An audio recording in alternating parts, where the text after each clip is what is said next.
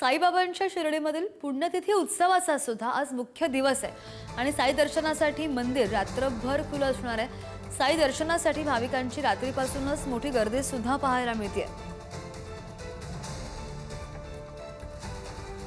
शिर्डीत साईबाबांनी फकीराचं जीवन व्यतीत केलं। साईबाबा दररोज 5 घरी जाऊन भिक्षा मागत। आज आपण आता शिर्डीला आहोत।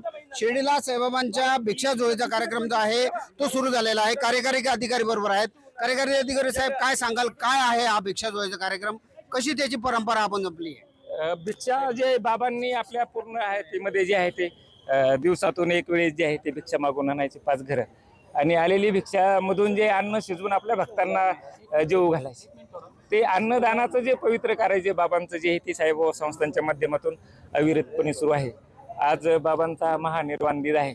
मोठ्या प्रमाणावर भक्त जे आहेत या भिक्षा जोळी कार्यक्रमामध्ये सहभागी झालेले आहेत आणि मोठा आनंदाचा जो आहे, खुशीचा जो क्षण जो आहे तो आता आहे।